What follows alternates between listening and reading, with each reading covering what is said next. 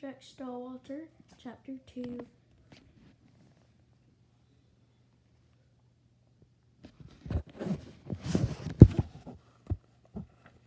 In a different country, 9-year-old secret agent Stalwart was sitting in his own bedroom at his desk doing his homework. His fourth grade art teacher, Miss Yates, had asked the students to draw a picture of their favorite comic book hero by the next day.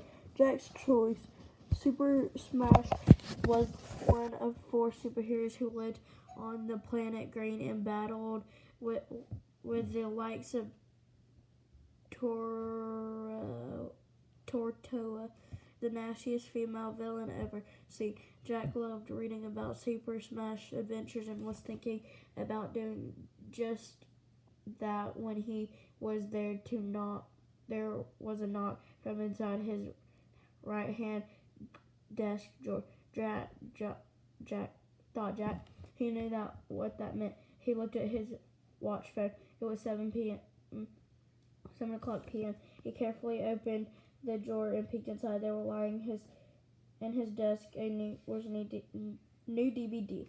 The GPF often snuck things like that into Jack's room as a way to prepare him for his upcoming missions. This DVD was entitled Da Vinci's masterpiece, The Mona Lisa. He carried it over to the TV in the corner of his room and pulled it out, put it into a built-in DVD player. Almost instantly, a program on the history of famous paintings began.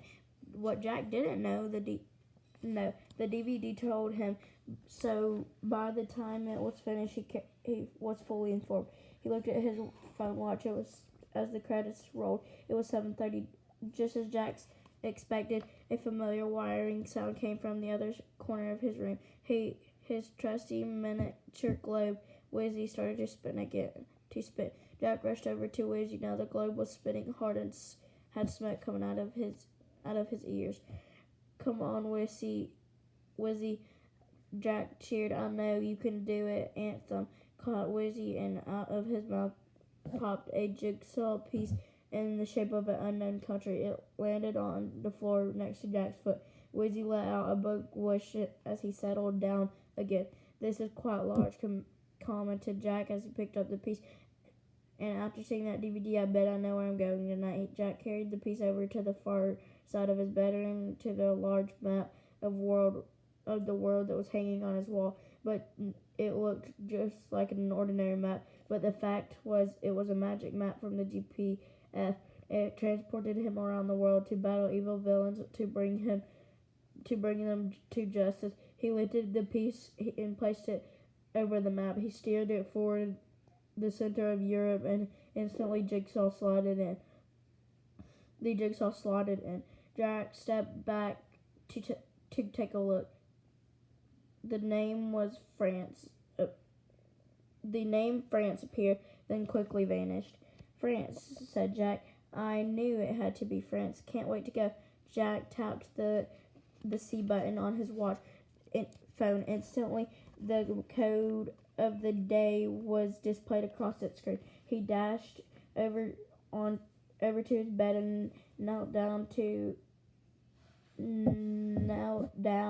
it. Pulling his book bag out from underneath, he punched the code on its lock. "Cheese," and unzipped the bag.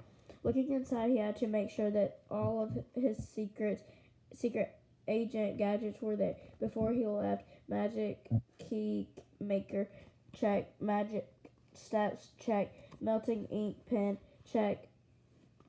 Jack closed the bag and returned to Wizzy. "I think I'm ready to go," he said. Jack raced back to the wall just as a warm yellow light was beginning to glow inside the country of France. The beam continued to grow until Jack's room was filled with brightness. "Off to France," he cried, and with those words, the yellow light burst and swallowed Jack into the magic map.